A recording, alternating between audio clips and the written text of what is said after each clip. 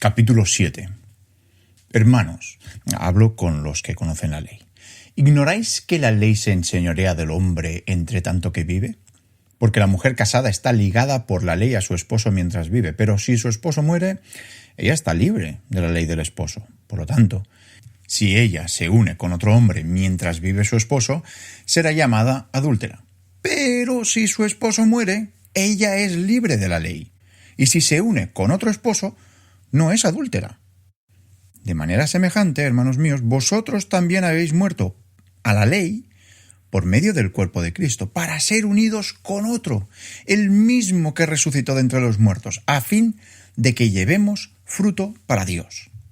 Porque mientras vivamos en la carne, las pasiones pecaminosas, despertadas por medio de la ley, actuaban en nuestros miembros, a fin de llevar fruto para muerte.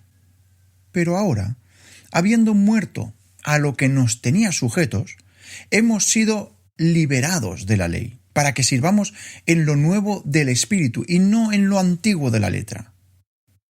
¿Qué pues diremos? ¿Que la ley es pecado? De ninguna manera. Al contrario, yo no habría conocido el pecado sino por medio de la ley, porque no estaría consciente de la codicia si la ley no dijera no codiciarás. Pero el pecado, tomando ocasión en el mandamiento, produjo en mí toda codicia, porque sin la ley el pecado está muerto. Así que yo vivía en un tiempo sin la ley, pero cuando vino el mandamiento, el pecado revivió y yo morí. Y descubrí que el mismo mandamiento que era para vida me resultó en muerte, porque el pecado, tomando ocasión por el mandamiento, me engañó y por él me mató. De manera que la ley ciertamente es santa y el mandamiento es santo, justo y bueno. Luego, ¿lo que es bueno llegó a ser muerte para mí? De ninguna manera. Más bien, el pecado, para mostrarse pecado, mediante lo bueno, produjo muerte en mí, a fin de que, mediante el mandamiento, el pecado llegase a ser sobremanera pecaminoso. Porque sabemos que la ley es espiritual, pero yo soy carnal, vendido a la sujeción del pecado. Porque lo que hago no lo entiendo, pues no practico lo que quiero, al contrario, lo que aborrezco, eso hago. Y ya que hago lo que no quiero, concuerdo a la ley, es buena.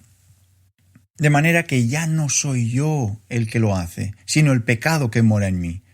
Yo sé que en mí, a saber, en mi carne no mora el bien, porque el querer el bien está en mí, pero no el hacerlo.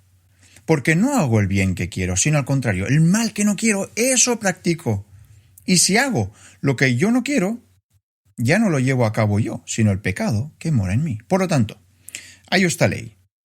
Aunque quiero hacer el bien, el mal está presente en mí.